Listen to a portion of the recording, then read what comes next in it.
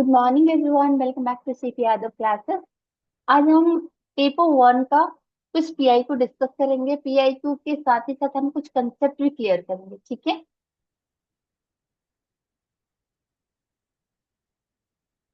Which of the following research is cyclical in nature? इनमें से कौन सा रिसर्च है जो कि साइक्लिकल नेचर है, ठीक है।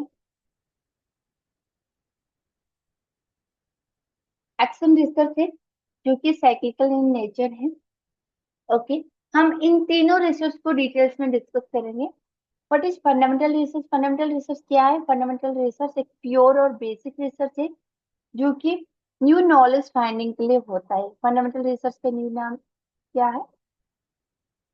प्योर और बेसिक रिसर्च है ये किस लिए होता है? न्यू नॉलेज फाइंड के लिए होता है। एंड फंडामेंटल रिसर्च में थ्योरी जनरेट होता है, न्यू थ्योरी, जैसे कि न्यूटन ग्रेविटेशनल लॉ न्यूली होता है, कोई भी न्यूली थ्योरी जनरेट होता है, और ये प्योर एंड बेसिक रिसर्च हो, ठीक है। And what is action research? Action research क्या है? बेसिकली लोकल प्रॉब्लम को लोकल प्रॉब्लम को सॉल्व करने के लिए, लोकल प्रॉब्लम को सॉल्व करने के लिए एक्शन रिसर्च होता है। ये बेसिकली इम्प्रूवमेंट के लिए है। ये क्या किसके लिए? इम्प्रूवमेंट के लिए है, सॉल्यूशन इसमें नहीं, तो ये बेसिकली इम्प्रूवमेंट के लिए होता है, ठीक है। एंड एक्शन रिसर्च को कौन करता है? एक्शन रिसर्च को बेसिकली प्रैक्टिशनर करते हैं। कौन करते हैं? प्रैक्टिशनर करते हैं। इसे कौन करते हैं? प्रैक्टिशनर करते हैं। एंड एक्शन रिसर्च में कोई भी लोकल प्रॉब्लम हो गया, जैसे कि कोई कॉलेज में रैगिंग होता है, तो वहां पे क्या होता है? वहां पे कॉलेज का प्रिंसिपल हो गया, टीचर हो गया, वो लोग कोई प्रैक्टिशनर, वो लोग उसी प्रॉब्लम को इम्प्रूव करने के लिए वो लोग रिसर्च करते हैं। और यहाँ पे जो भी थ्योरी जनरेट होता है वो लोकल प्रॉब्लम के लिए होता है, वो थ्योरी जनरलाइज नहीं होता है, ठीक है, उसी पर्टिकुलर एरिया के लिए होता है। और वहां पे एक P A O R cycle apply होता है। क्या है? P for plan, A for act, O for observe, R for reflect, ठीक है। कोई भी चीज हो गया, वो प्लान करते एक्ट करते उसको ऑब्जर्व करके वो रिफ्लेक्ट होता है। वाइल अप्लाइड रिसर्च क्या होता है? ये जनरल प्रॉब्लम के लिए होता है, ये जनरल प्रॉब्लम के लिए होता है।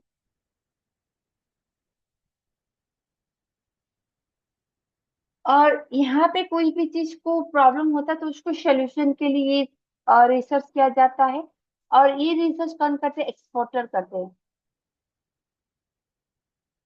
जैसे कि कोई भी रिसर्चर हो गया, वो रिसर्च को कहते हैं।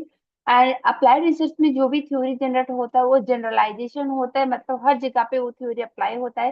For example, how to improve speed of the computer, मतलब कंप्यूटर का स्पीड कैसे इम्प्रूव करना है, उसी के लिए अगर हम रिसर्च करेंगे तो वहां पे जो भी थ्योरी जनरेट होगा वो हर जगह के लिए अप्लाई होगा। तो कंप्यूटर का स्पीड कैसे जनरेट होगा, तो वहां पे जो थ्योरी आएगा हम हर जगह के लिए, हर कोई उसी को अप्लाई कर सकता है, ठीक है। तो इसी का थ्योरी कैसा है? जनरलाइज होता है, हर जगह के लिए अप्लाई होता है, अप्लाई रिसर्च का। पर एक्शन रिसर्च का, जैसे कि लोकल प्रॉब्लम का है, तो वहां पे जो थ्योरी होता है वो उसी पर्टिकुलर एरिया के लिए होता है, वो जनरलाइज नहीं होता है, ठीक है।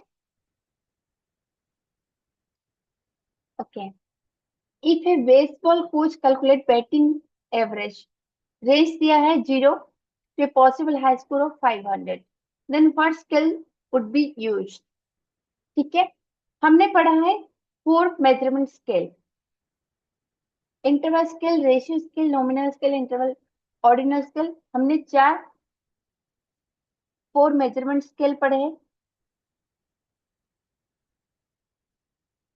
4 measurement scale, NOIR: nominal, ordinal, interval and ratio, ठीक है। सो नॉमिनल क्या है? नॉमिनल, नॉमिनल में नेम आता है। ऑर्डिनल में, ऑर्डिनल में क्या आता है? Name plus order.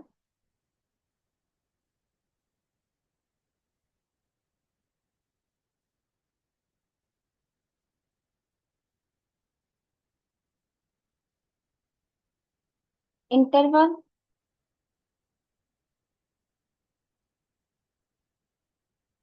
Name plus order plus interval आता है।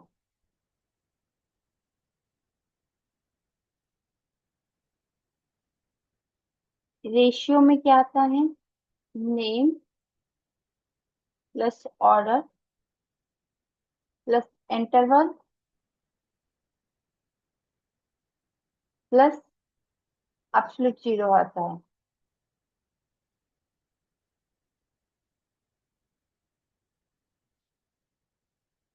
ठीक है। सो ये दोनों क्या है? नॉमिनल एंड ऑर्डिनल, ये है क्वालिटेटिव। ये दोनों क्या है? क्वांटिटेटिव।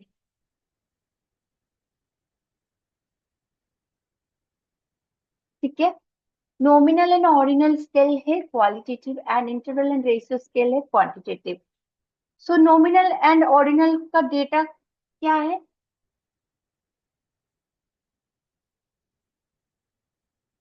नो, यहाँ पे नॉमिनल ऑर्डिनल का डेटा यहाँ पे डिस्क्रिप्ट है।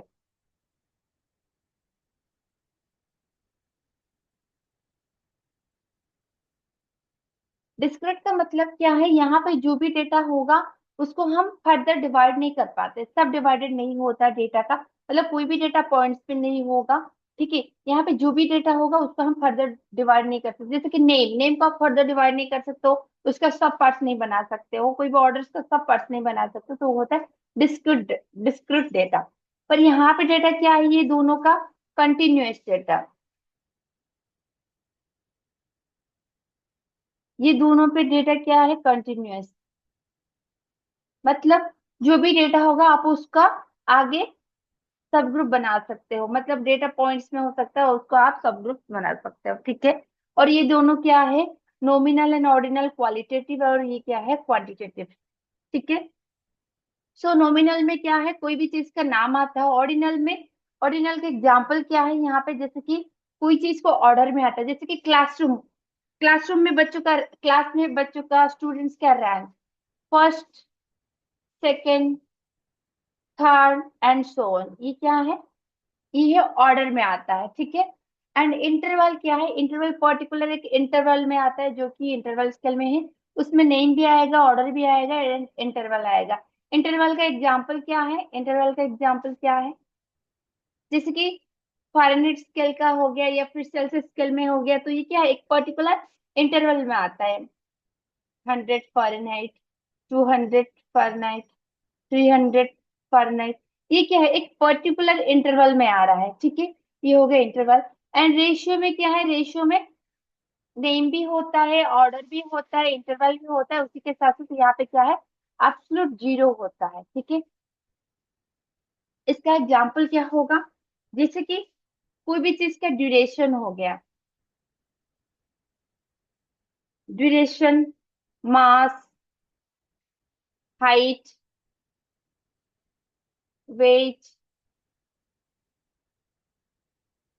एज, डिस्टेंस, ये सब क्या है? ये सब में जीरो रहता है। ठीक है। ये सब में एब्सोल्यूट जीरो रहता है। ये सब है रेशियो स्केल का एग्जाम्पल। ठीक है। और ये चारों मेजरमेंट स्केल किसने दिया था? S Steven. एस स्टीवन ने ये चार मेजरमेंट स्केल को दिया था, nominal, ordinal, interval and ratio. ठीक है।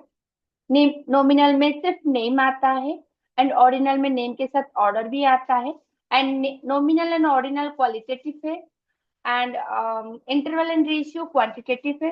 एंड इंटरवल एंड रेशियो में, इंटरवल में नेम, ऑर्डर, इंटरवल आता है, इंटर वहाँ ये दोनों कंटिन्यूअस डेटा होता है ये दोनों में। एंड रेशियो में क्या होता है? एब्सोल्यूट जीरो होता है। ठीक है।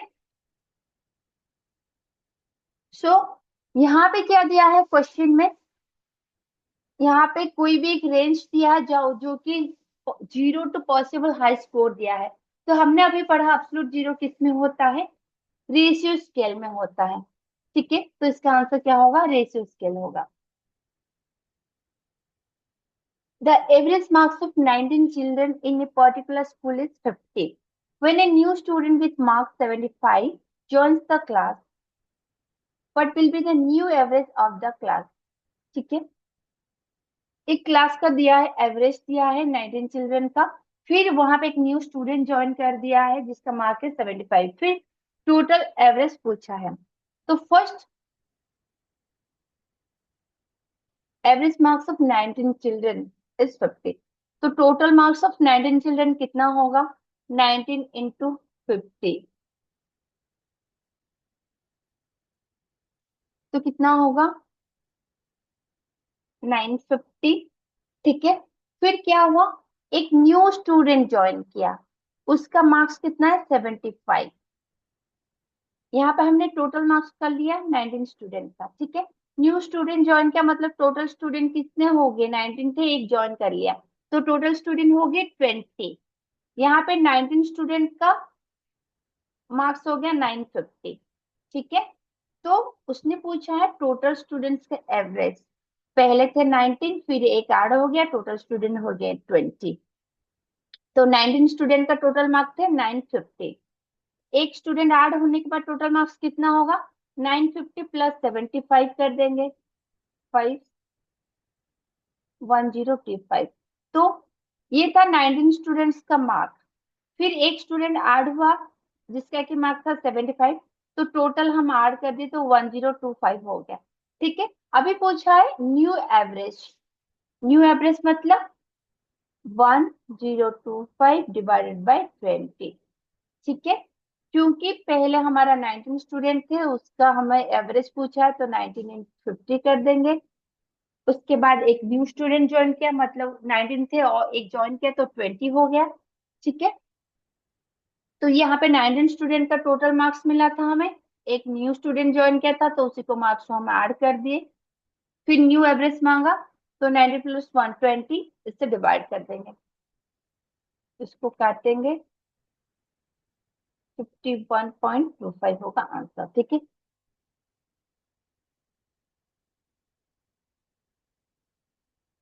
इन शॉर्ट करेंगे तो क्या है इसको, 19 इंटू 50,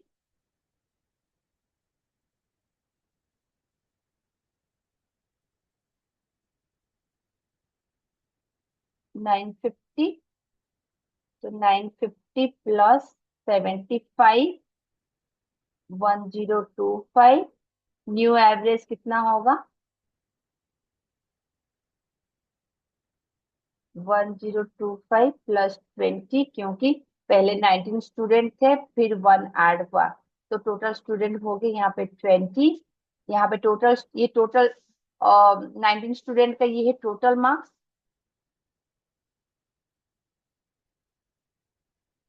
19 स्टूडेंट का टोटल मार्क्स ये था, एक ऐड हो गया उसका मार्क्स दिया है, तो ये टोटल मार्क्स यहाँ पे हो गया। फिर न्यू एवरेज पूछा है तो 1025 डिवाइड बाई 20 कर देंगे तो आंसर आ जाएगा 51.25। ठीक है,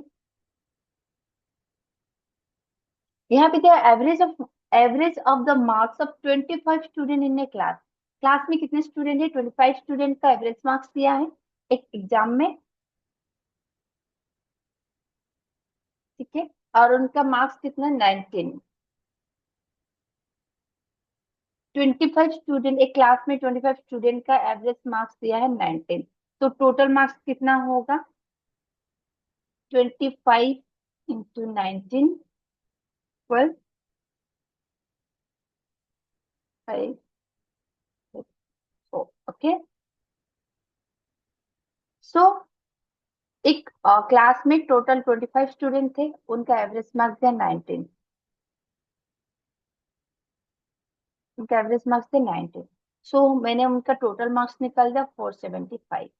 ठीक है, later the teacher realized that the marks of two students were taken as 18 and 19 respectively instead of 14 and 15। मतलब वो 14, 14 एंड 15 की जगह पे गलती से उन्होंने 18 और 19 ले लिया था, दो स्टूडेंट्स का मार्क्स। तो अभी हमें new actual average marks calculate करना है। क्लास में 25 स्टूडेंट थे, ठीक है, उनका एवरेज मार्क्स क्या था, हमने यहाँ पे एवरेज मार्क्स निकाल दिया, पर कुछ कुछ देर के बाद टीचर रियलाइज किया कि वो दो स्टूडेंट्स का मार्क्स गलती से ले लिया है।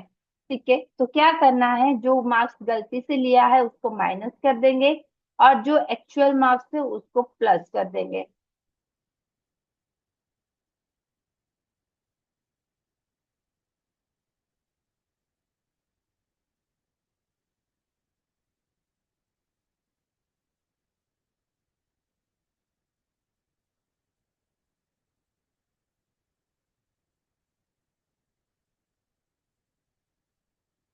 467।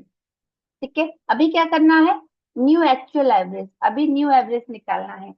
तो न्यू एवरेज कैसे निकालेंगे, टोटल स्टूडेंट को डिवाइड कर लेंगे, 467 डिवाइडेड बाय 25, इसको काटेंगे तो कितना होगा, 18.68।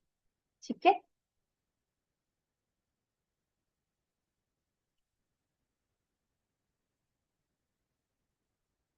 the average of 17 number is 12, if the average of the first nine number is 13 and that of the last nine number is 15, then the middle number पूछा है। ठीक है, यहाँ पे 17 जन का एवरेज दिया है, उसके बाद 17 का एवरेज दिया है, फर्स्ट 13 का, फर्स्ट 9 नंबर का दिया है, फिर लास्ट 9 नंबर का दिया है, फिर मिडिल नंबर का पूछा है। ठीक है, तो टोटल कितना है, 17, तो 17 इंटू 12 कर लेंगे।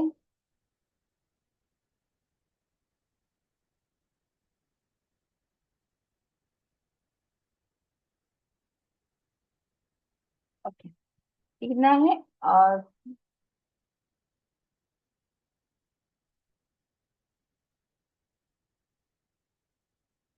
ओके 204। फिर क्या दिया है, फर्स्ट 9 नंबर का एवरेज दिया है 13, फर्स्ट 9 नंबर मतलब 13 इंटू 9, 117। फिर कितना दिया है, लास्ट 9 नंबर का दिया है 15, 15 इंटू 9 करेंगे, 135। द मिडिल नंबर पूछा है, तो ये दोनों को ऐड कर लेंगे, इसको माइनस कर लेंगे, 117 प्लस 135 माइनस 204 इक्वल कितना आता है, 48। ये हो गया मिडिल नंबर। ठीक है,